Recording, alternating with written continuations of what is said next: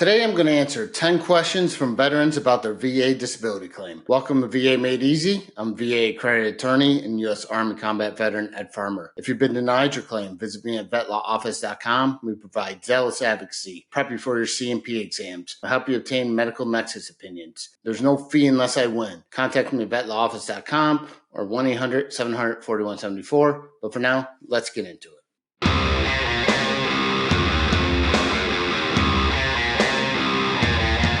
All right, welcome back to VA Made Easy. Today I'm going to answer 10 questions people have sent me about their VA disability. All right, question number 1. I filed a claim for my back and knees in 2021 and just got denied again. The VA keeps saying there's no nexus, but I've had these issues since Iraq in 2007. What else do they want from me? All right, when it comes to back and knee claims and joint claims altogether, these could be difficult to win, especially if there's a large gap in time between when you got out of service or when the injury occurred and when you're filing the claim. A lot of times the examiners like to blame back and joint issues on supposed post-service event or something like aging. So if there's been a large gap between service and when you're filing the claim when it comes to joint issues, you have to try to close that gap. So what the examiners want to see is something called chronicity of symptomatology. So they want to see that you've had the back and joint problems ever since you left the service. And how do you prove this? Well, it could be difficult because not everyone runs off to the doctor every time they have back or knee pain. But the best type of evidence is medical evidence. If you could show that you've had back and knee problems since 2007 all the way to 2025 through medical evidence, that's the best evidence there is.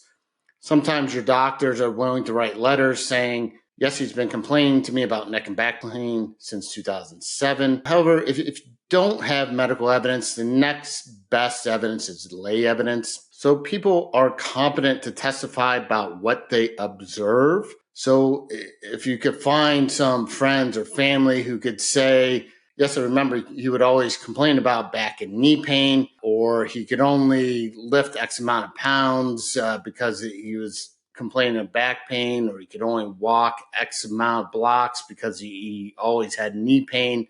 That's pretty good evidence. You could also get a medical nexus opinion.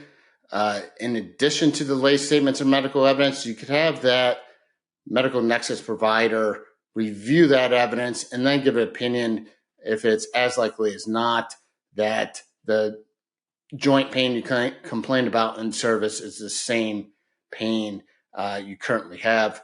You also want to eliminate any post-service injuries that could be causing these problems. A lot of times examiners say, well, it's more likely a post-service event, but there's no evidence in the file that occurred. So you want to nip that in the bud and make sure the VA knows there was no post-service event that could be causing these issues. All right, question number 2. I got out in 1999 and didn't file until last year because I didn't know I could. They gave me 10%, but I've had these same issues for 20 plus years. Is there any way to argue for back pay? Okay, so what this veteran's asking is, I didn't know I could file for VA disability benefits back in 1999. Can I get paid back all the way to 99 since I've had the problem? Arguing that you didn't know you had a benefit and that's why you didn't file is not a good argument. In fact, the federal courts have struck that down as a valid argument. The only other way he could have received back pay to 1999 is if he filed in 1999, which in this case, it doesn't seem like he did. And the VA committed what's called a clear and unmistakable error, or Q. Now, this term gets thrown around a lot. Oh, the VA made Q. The VA made a clear and unmistakable error. And most of the time, it is not Q. Q is very rare. And what Q is, it says the VA made an error in your case, and had they not made that error, then service connection would be granted. So let's say he filed back in 1999. Let's say he filed for tinnitus. He didn't say in the question what he filed for. Well, let's say you filed for tinnitus in 1999. The VA examiner said he had tinnitus. The VA examiner says it's as likely as not related to his service, and there's evidence that he had high noise exposure while in service. So he meets all three elements of service connection in this case: the diagnosis, the in-service event, and the medical nexus. And then the VA still denied him. Well, that would be a clear and unmistakable error, and it's possible he could get back pay all the way to 1999. Q claims are very tough to win. I don't recommend filing or asking for Q without help of an experienced, accredited VA representative. Right, question number 3. I'm rated 100% for prostate cancer, but I just got a letter saying they're scheduling me for a follow-up. I've got urinary issues and ED. Are they going to drop me to 0%? When it comes to prostate cancer, the VA will pay you at the 100% rate as long as the cancer is active. Once you get treatment, like you remove the prostate or you get radiation or whatever the treatment may be, they'll pay you at the 100% rate for 6 months after the treatment is complete, as long as the cancer remains in remission. So yes, many times the VA will come back and reevaluate you, and they'll try to drop you from 100% to 0. But what they should be doing is rating you on the residual effects. So although the cancer is no longer active, you more than likely have some sort of residual effects from the cancer. Specifically, when it comes to prostate cancer, they're going to rate you based on how frequently you have to urinate during the day and how frequently you have to urinate at night. And many people with prostate cancer also have ED. So that's what they should be basing your rating on. So in other words, yes, you're probably going to experience a decrease in your rating, but make sure the VA is properly rating you on the residual effects. All right, question number 4. I filed a supplemental claim with new evidence and it's been sitting there for 5 months. Is this normal or did they lose it? I can't get a straight answer when I call the VA. And so this veteran's wondering if 5 months is normal wait time for a supplemental claim. I would say this is not an abnormal wait time. I have many supplemental claims that do take 5+ months to be decided. There's a lot of claims being filed.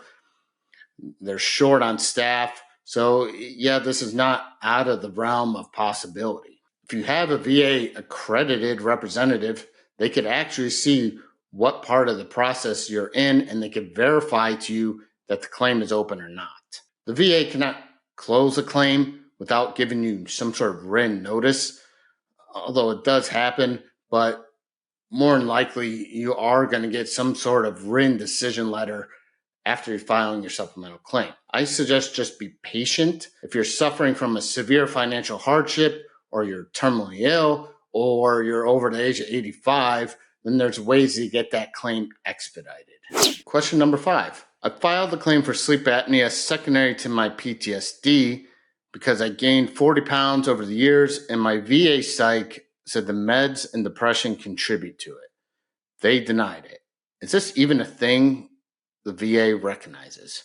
What this veteran is asking is, can I link my sleep apnea to my PTSD using weight gain as what they call an intermediary step? And the answer is yes. The federal courts have held that you can use weight gain as an intermediary step to establish service connection. You just have to be able to prove the chain of causation. And this is typically how my law firm wins sleep apnea cases, is using this intermediary step of weight gain. So one, you have to show that the PTSD or your PTSD medications and somehow contributed to the weight gain. Next, you have to show that the weight gain as likely as not caused the sleep apnea. So there's multiple parts of the chain of causation you have to prove. The VA typically F's this up.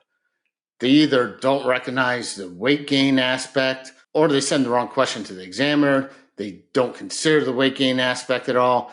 There's all sorts of roadblocks you could run into claiming sleep apnea as secondary PTSD using weight gain as an intermediary step. Even accredited representatives have to expect to be denied a few times because VA doesn't clearly understand that theory of causation. So if you need help, contact a VA-accredited representative. Okay, question number 6. Another sleep apnea question. I was denied for sleep apnea because the VA said there's no in-service event. But I was snoring like a bear in the barracks and always exhausted. How are you supposed to prove something like that years later? Okay, so this person is trying to link sleep apnea directly to their service by showing that the sleep apnea symptoms began in service, the snoring, the daytime fatigue, etc. In my opinion, this is a harder route to go than linking it to weight gain, but it's still possible. So how do you prove it? Well, usually you have to get buddy statements. You have to find people who served with you who could say, yeah, I remember Joe snored loudly. He stopped breathing in his sleep. He was always tired during the day. That could be enough for the CMP examiner or another doctor to say, oh, yeah, that was definitely sleep apnea, or as likely as not sleep apnea. And you could be granted service connection that way. We have some success in those types of claims where weight gain is not a factor here. But be aware that this is a tough argument, especially for guys who've been out of the service for a long time. Also, keep in mind that loud snoring or gasping of breath or daytime sleepiness isn't always signs of sleep apnea, because other conditions could cause those symptoms as well. All right, question number 7. My rating is 90%, but I can't hold a steady job because of my back and migraines. Everyone keeps saying to file for TDIU, but I don't know how to even start. Should I just upload a 218940 on my own or wait for the VA to tell me something? What I think this veteran's asking is the VA going to infer a claim for unemployability for me? And I've discussed this in other videos. Although they have a legal obligation to infer unemployability, I would not wait around for the VA to infer unemployability. Go ahead and file that 21-8940 and get the unemployability process started. Once you file that form, what's going to happen is the VA is going to reevaluate all your service-connected conditions and determine how they prevent you from substantial gainful employment. So if your back or migraines in this example are service-connected and they're preventing you from substantial gainful employment, then you may have a chance of obtaining unemployability. All right, question number 8. I just got service-connected for depression at 30%. They said it's secondary to my knee injury, which is great, but I can't work and haven't in years. How do I go about getting this reevaluated for a higher rating or TDIU? So first of all, let's remember the scheduler requirements for unemployability. You have to have a combined rating of 70% with at least one rating at 40 or a singular rating at 60%. If you think the 30% is too low and you can't work due to your depression or your knee, you may want to file that unemployability claim now. The VA will reevaluate that depression and you may end up with a higher rating. I would also file an appeal on that 30% rating if you disagree and you feel like you meet the criteria for a higher rating, such as 50 or 70%. Question number 9. What happens if I die before the VA finishes my appeal? My wife and kids depend on the back pay, and I'm worried it'll just vanish if something happens to me. So if you currently have a claim that's under appeal and you die before that appeal is decided, there's a process called substitution where an eligible survivor could actually step into your shoes and finish that appeal for you. And if they're successful, they will receive the back pay that you would have received. However, this is not the same as DIC. DIC is a benefit on its own where the survivor will get their own monthly benefit if they could show that the veteran's death was service-related or their service-connecting conditions caused or aided their death. Question 10. My claim was closed without a decision because they said I missed the CMP exam, but I never got the notice. Now I'm stuck starting all over again. Is there any way to reopen it without losing my effective date? So if you miss the C&P exam, you have to show good cause to the VA as to why you missed the exam. Now, not getting notice of it is good cause. Other reasons are maybe you were sick or traveling or whatever it may be. But you shouldn't lose your effective date as long as you file an appeal within 1 year of being denied. So if you get denied for missing an exam, write the VA a letter explaining why you missed it. In this case, I never got notice. File that with a supplemental appeal.